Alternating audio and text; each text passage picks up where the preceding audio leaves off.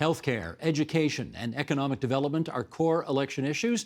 That's true for most of the province, and so too for Indigenous candidates running in ridings across Ontario. With us now for more, and we'll introduce our guests in the order of precedence from the last House, starting in Fort Frances, Ontario, with JoAnne Formanek Gustafson, NDP candidate for Kenora-Rainy River. In London, Ontario, Vanessa Lalonde, the Liberal candidate for London West. And in Starrett-Olson, just outside Red Lake, about 250 kilometres north of Kenora, there's Suzette Foster, who is the Green candidate in the riding of Kiiwetinoong. We welcome you three to the program tonight. It's great to see you all. Some of our viewers may be wondering, why is there no Conservative candidate out there? And the answer is, we invited one to join us, but they declined our invitation to join us. Okay, that's their choice. Let's start with education, because education's been a huge issue during the course of this campaign. And Suzette, I'll go to you first. What needs to happen with the curriculum when it comes to teaching about Canada's dark colonial past? It's an unfortunate thing that it has happened, but our platform is to include that historical wrongs and move forward with a truth and reconciliation to make things better. We'd like to see that that is put back into the curriculum, and that we're able to address it and teach our young that these unfortunate things have happened, but how to move forward in a positive and caring way. Vanessa, what would you like to see? Well, the Ford government unfortunately did stop the rewrite that was planned, so we will be bringing that back. And because we want to teach children K to 12 about the historic relations between Canada and Indigenous communities. And but we also want to make sure that we're celebrating the contributions as well. And so we need to bring that back to help educate our children.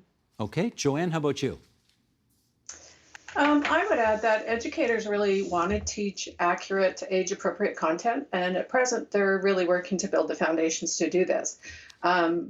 Because there's not enough funding for that, the teacher federations and Indigenous communities and organizations actually have been filling that gap. I facilitate workshops for ETFO, and I know teachers really, really feel that need. So the NDP would like to work with Indigenous people to develop curriculum that can address the needs of educators and students to make sure that we can support schools to bring this forward in a way that honors Indigenous survivors and their families, and then, making sure that the curriculum itself, right, is revisited and that writing work comes back, and recruiting Indigenous school board trustees to make sure that what we have coming from the board level reflects the needs of all students. Can I just do a follow-up with you quickly here, JoAnne, on the issue of age appropriate? Because that's a tough nut to crack. There's a horrendous history that does need to be taught, but at what age do you think children are ready to hear about, for example, residential schools and 60s scoop and that kind of thing? Really, really young children can actually really relate to this. Like in classrooms that I've worked in, I've using storybooks. So, the children hear the story. It might be like one that I was thinking of yesterday. I can't remember the title, but it's a grandfather and a granddaughter, and she's learning language. And then he tells the story of how he lost his language. And so children can really relate to that on a very, empathetic level, because they know that connection with a grandparent or a special family member, and imagining that is something, they can put themselves in that place. So when we start from levels like that, we have the opportunity to really bring, that whole idea of empathy and compassion and creating community forward in a good way. So Suzette, can you imagine teaching that, I don't know, grade 1, grade 2? How early? Absolutely. My son, Patrick Hunter, has gone into classrooms, and he does paintings of the feather, and actually one that's just behind me here. But just to bring positive notes into the teaching as well as historical fact. And I believe as young as grade ones, and have to be honest with kids, and they're like sponges, and they can tell you they're more accepting. And I believe that there is no real age that you can not tell the truth. All right, let's move on from education to healthcare. Polls often tell us that healthcare is the #1 issue that people are concerned about these days. And Vanessa, I'm going to start with you, and I'll apologize off the top here for having to excuse me. I'll apologize off the top here for having to raise this issue with you because this is very personal for you, and you've just suffered a tragic loss. So perhaps you could explain to us why access to proper health care for Indigenous communities is so important and personal to you. Yeah, so this is very personal. When I was young, my mother had to go to the hospital, and she wasn't treated. She wasn't treated well. The doctors assumed that she was on drugs, and unfortunately, they wouldn't believe family, and so she didn't receive the care and treatment that she required, and she passed away shortly after that. And this was 31 years ago, but it still happens today. And every time I read about a story, it brings back those emotions, and we need to make changes so no one else has to suffer a loss like that. It's affected my life that when I go to the hospital, even no matter how much pain I'm in, I make sure my hair is done and my, I look a particular way so that I won't hopefully get treated differently. How old were you when you lost your mom? I was 4.5. Oh, my goodness. What did she die of? She died of encephalitis, and they believe from a bug bite. So the thing is, like, she may have still passed. It's the treatment that she got beforehand during the time that she was in hospital, and the racist comments that my family heard the doctors and nurses saying. Now, if you don't want to say what hospital, that's okay, but can you tell us what city it was in? It's the city I grew up in. There's only one, so it's St. Thomas, Ontario is where she passed away, so Southern Ontario. Gotcha. And what would you like to say? I mean, here we are 31 years later. Can you say that things are better now when it comes to Indigenous people seeking treatment in hospital? So there are lots of stories throughout Canada and Ontario, and I'm sure there's more acceptance, but there's still, unfortunately, there are instances that happen. Like we heard just a year and a half ago about Joyce Echaquan and Brian Sinclair, I think 12 years ago, that they went in and they just weren't treated well, or they're treated horribly, just to be very frank about it. They're treated horribly. And so it does still happen. It might not be as visible. And I've taken family to the hospital in recent years, and once again, being ignored in the ER and not receiving treatment. It does still happen, and we need to work to fix this. JoAnne, what would be a priority of yours in terms of health reform going forward? We're looking at ensuring that we're honoring commitments that have been made. Like Anishinaabe Nation has some plans in place to, bring more local community members into that equation. Culturally responsive healthcare. For instance, how can we support First Nation seniors to stay in their homes and communities rather than ending up in a nursing home that's hundreds of kilometers away from home? That's a priority. Investing in the suicide crisis, like ensuring that we have a provincial strategy for that. That's a huge, huge issue, right? And along with that is looking at things like providing safe access for or safe supervision sites for people who are using substances. That's a very important health issue. Now, you're talking to us from a long way away right now. In fact, you're so far away, you're in a different time zone. I think a lot of people in Ontario don't know. You're an hour behind the rest of the province in Fort Frances. What's it like trying to get a doctor in that part of the province? It's tough. It's not quite as tough as it is north, right, in Kiiwetinoong, but so in our community, I'm just trying to think, like Fort Frances, I live in Fort Frances, and it's right next door to my First Nation, which is Couchiching. We have a little health access center at Couchiching. Well, there's 2 nurse practitioners, and the doctor who serves that center is there half a day a week. The nurse practitioners serve that center plus 5, I think it's 10 communities they go to, and they provide, right, outreach services into the communities as well. So that's a lot for 2 nurse practitioners. Mm-hmm. Now, Suzette, it's a couple thousand people they take care of. Right. Suzette, you're even further away. You are right up at the top of that map almost. And I wonder if you could talk to us about the hospital in Red Lake, which I gather had to close its emergency room. What's the story there? We absolutely did. And I spoke with Mayor Fred Moda regarding this, and as well as Mayor Doug Lawrence. And our concerns here in the north are that we need more doctors and nurses, and we need to invest in the healthcare workers that are here. And I'm so proud of our doctors and nurses here that they're doing such a wonderful job keeping us all well and healthy. But it is scary to think that we had come to the point where the agreements between the hospital boards and the I can't think of it, but that it just came to the point where we did not have emergency services. And I work underground in Evolution at Evolution Mine.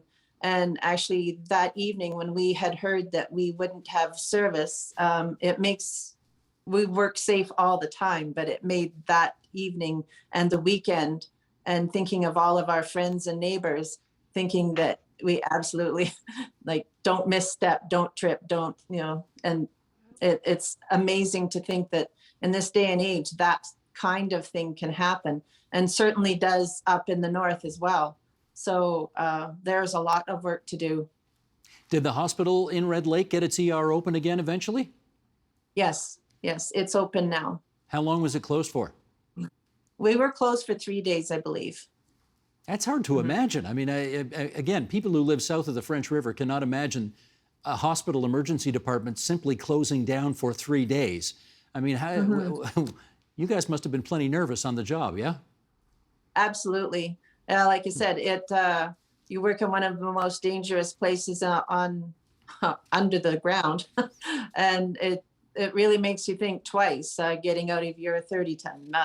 Your friends mucking in the next heading, and it really comes home when you know that if you even a cut, or can get septic. So yeah, it's a big worry. Right. Let's move on, since you've introduced the issue of mining, which of course is responsible for a huge amount of economic development in the north. Let's move on and talk about economic development and economic partnerships. And Vanessa, let me start with you here. In terms of economic partnerships between Indigenous and, as some people like to call it, settler culture, what kind of progress do you think still needs to happen? So this is not my area of expertise, but I do believe that we need to work in partnership with all parties. It's absolutely crucial, and not bulldozing our way up to get what is wanted or needed. And so for myself, that's working in partnership is absolutely key for the resources. And how do you see that unfolding? Well, we do plan on having a standalone minister again focused on Indigenous relations and reconciliation, and not having that kind of mixed up with, conflicting portfolios dealing with mining and forestry and resource extraction, and increasing our share, revenue sharing, sorry. No, they're fine. That's fine. I get you. Okay, JoAnne, how about for you in the NDP? How do you see these economic partnerships going forward? Actually, very similar. Looking at that Ring of Fire, and the economic partnerships are essential. Treaty 3 in our area creates a lot of resources, and they actually have some really good resources about stewardship, which I think should inform the kind of work we do and decisions we make. Making sure that we keep transparency in the process of any kind of development. Increasing revenue sharing is essential, and kind of really building up those education and career pathways so that people in our First Nations can actually go to get the good jobs, not just the entry-level jobs, because that's something we've seen in some of the cases here. And then going back to that full-time minister who just looks at Indigenous issues and isn't, compounding that with having mining under the same portfolio, because definitely a conflict there. So well, that's okay, that's interesting because, of course, the Conservatives, I guess Greg Rickford's been the minister, they've had everything all together in one portfolio, and you don't think that's worked as well? No. There is one scenario here. Wait for it. Grassy Narrows First Nation. There we go. We know that's the community that had, they've had mercury poisoning from waste there for 50 years. And not that long in the past, the Ford government came along and took old maps that didn't show the full territory that the community is protecting. And they encroached upon their territory by using those old maps to allow development closer to the community. And so, our minister and that process did not serve this community, and it didn't protect their interests. Well, I'd love, obviously, to have a Tory candidate on the program tonight to talk about this, but alas, we don't have one. So let me just move on to Suzette and ask her. Suzette, I want to know a little bit more about the kind of mining you do. You work about a mile below the surface of the earth, yes? Yes, I do. How do you spend your days? I have 12-hour days, and I operate heavy equipment, underground 6-yard scoop by a 30-ton truck. The grader, which is my favorite. I like to make things flat and usable for all the other equipment. And that leads into the healthcare where we're not bouncing around and such. But I'm proud to say that Evolution does have a partnership with our nearby First Nations. And we do have maybe not as many First Nations people as I'd like to see, but there are programs, Stope School, that focuses right on having Indigenous people hired and trained, and like you said, JoAnne, to have the good jobs. So that's a good thing. And our mayor, Mayor Fred Moda, is right along very supportive of these initiatives, and helps us out as well. Now, there are going to be some people watching this who are going to say, wait a second, how can she be involved in mineral exploration and mining and yet run for the Green Party at the same time? Aren't those things inconsistent? What's the answer to that?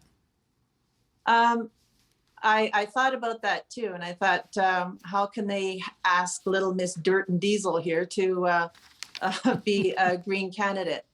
But I think it's important to be involved on all levels. And we do have an electric scoop. We have several other on order that are coming. And as much as I support all of the green initiatives, we really need to look at bringing that kind of green machinery and things into the mine for the health of the workers. And we still will need all of the resources to make the green energy as well. So that's how I think about it. Gotcha. Okay. I want to ask the three of you a bit of a tricky question here, which is, I've talked to lots of Indigenous people over the years who have told me they think it is inconsistent with Indigenous values for Indigenous people to run in quote-unquote settler elections, which have their basis, after all, in colonialism. And I'm curious as to what the three of you think about running in a, ideally you all want to get to Queen's Park and sit there in a political institution that has its roots in colonialism. Vanessa, any concerns about that? I had a lot of concerns before I put my name in.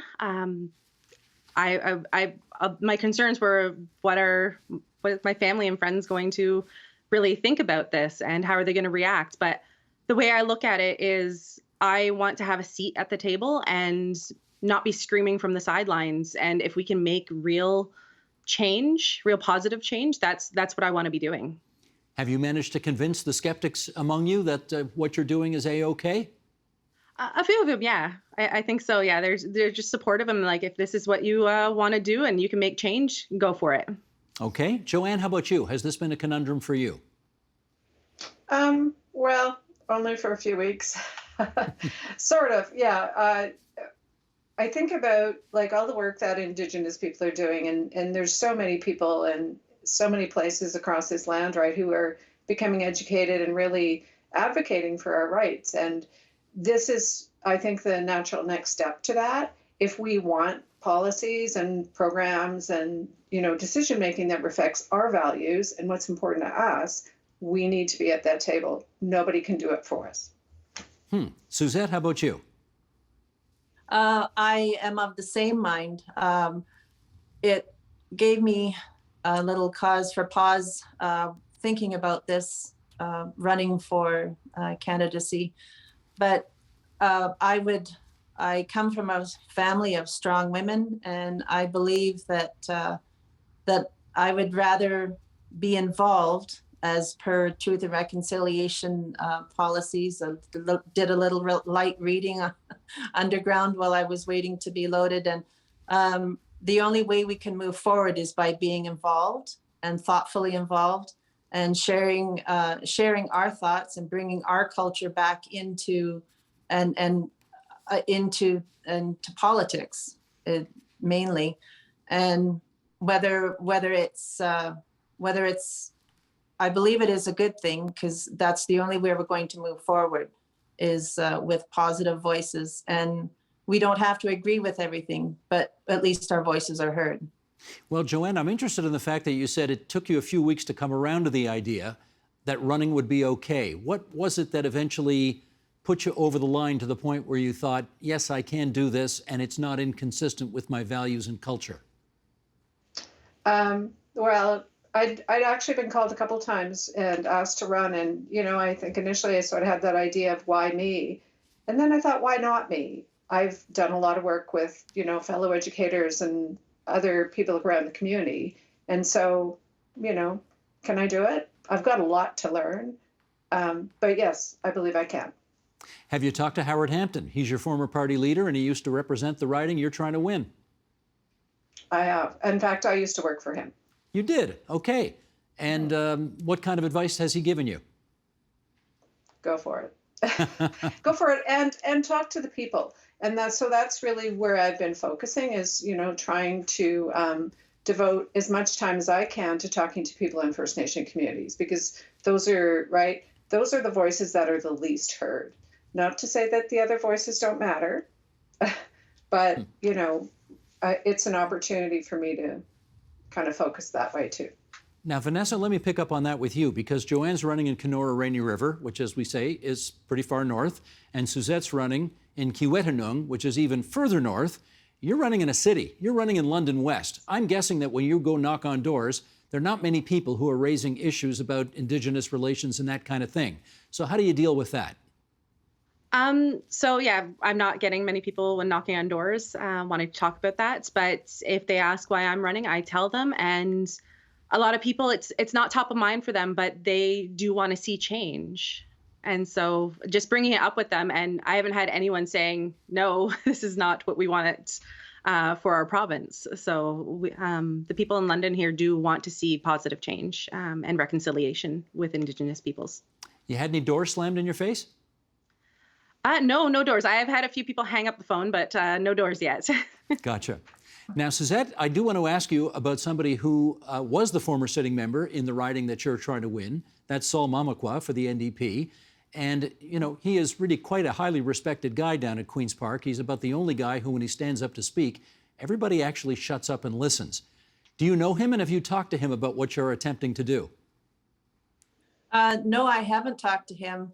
I've only ever seen him on TV, and but I do hope to be able to talk to him.